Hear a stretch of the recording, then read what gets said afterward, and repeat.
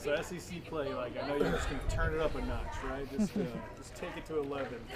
But you do have some new players that this will be their first experience. Is there any actual messaging that you can give them to help them in situations like this, or is it really just business as usual? I think the message is just to keep doing what we've been doing. I think the message is we've put a really nice brand of LSU softball on the field for the first 24, 25 games here, and just to continue that and continue playing the way we played in the beginning of the season.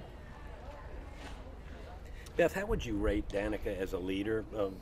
I know coaches don't like to compare, but as a leader compared to some of the others that you've had, is she doing what's required?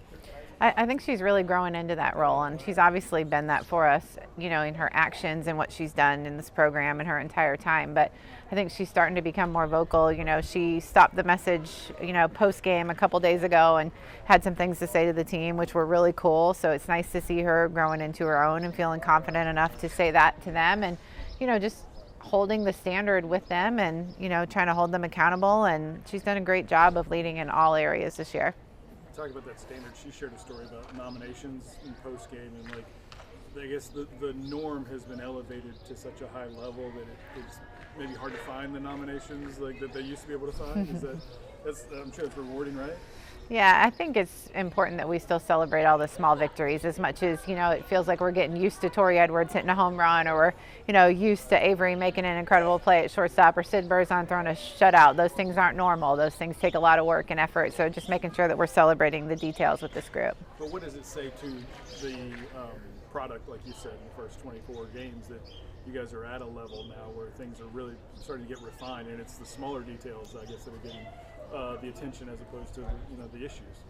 Yeah, I think it's important that we're continuing to find ways to get better, even though this team's been super successful and has done a lot of things really well, that we're continuing to grow them and find ways to get better. And that only happens through your attention to detail and how you practice and how you prepare and, you know, how you conduct yourself on a daily basis. Burzon said that it's Danica's team.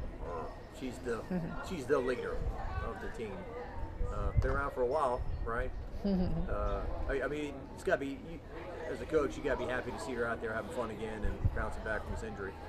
Yeah, I didn't like seeing her jump up and down on the base the other night. I got nervous about her knee when she had the bunt for a hit, but she's been a fan favorite and a staff favorite for as long as she's been here. She's just a fun player to watch play. She loves softball. She loves the game. So, you know, to see her continue to excel and come back from this has been really just rewarding and fun to watch. But like I said, she's been one of the favorites the entire time she's been here. She just loves softball, so it's easy to go out and watch her have a good time, and it makes you want to have a good time too. It seems like a lot of mental maturation for her has been the difference. She said she's pretty much the same weight and same physical player that she was pre-injury. You asking the girls about their weight out here today? I don't remember who it was. I think stronger might have been the question. Stronger. But is that the difference, you think?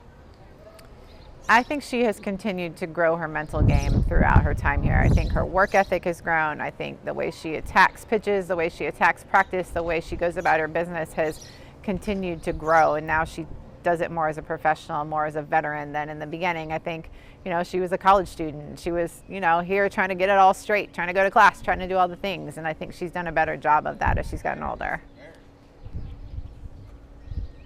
You swept Kentucky last year, I think, right? No idea. Yeah. But over the years, runs against them have come at a premium, right? I mean, they always challenge you with their pitching and whatnot. You expect a similar challenge this time around? Yeah, they do a great job. They're well coached. They have one of the smartest minds in the game coaching them. So, you know, they're going to be well prepared, and they're going to be one of the best teams we played all year. You know, I don't think our schedule has been a slouch by any means. We've played some really good teams, but looking at this team from top to bottom, they're going to be one of the best teams that we've played all season long to this point. Danica said a big emphasis with the team is the end, not where we are right now. Like, and so, what's the dance between being happy with the fact they were 23-1, but we're getting into the SEC play? Yeah, I think that is the thing today is, you know, you want them to feel confident and you want them to go out and play confident and play big, but you also want them to understand they've got to keep growing and pushing themselves, and that where we're at isn't the end. Like, it's really just the beginning of a whole new season here. So finding ways to continue to challenge them is definitely on our list of things. How challenging is that for you as a staff too? Because, like you said, running pretty good. always can get better, but don't want to mess it up either. It's a fine balance, I would assume, right? It is. It's a balance of exactly how we wanted to tackle today's practice, tomorrow's practice, and we wanted to express to them how talented this Kentucky team is without overdoing that. This is a really good team that we're playing, but we also just really want them to play LSU softball the way they've been playing it the last 3 or 4 weeks, and that's been a balance of where we go with these next 2 practices. So did the suggestions and the coaching points become more refined? Are they more technical, or how do you guys go about doing that? I think we just keep finding ways with individual players to keep growing them and ways that each player can get better, and then continuing to prep for our opponent and challenge them to be prepared. I think it's a different level of prep. We've had 5 opponents in a weekend the last few weeks, 4 different opponents. So the dive that you're doing into them is not as deep, right? So the dive that we're doing into Kentucky is going to be way deeper than anything that we've done all season long. So they should know about all their arms. They should know about all their hitters. They're going to know them on a different level. So I think that in itself is going to feel different.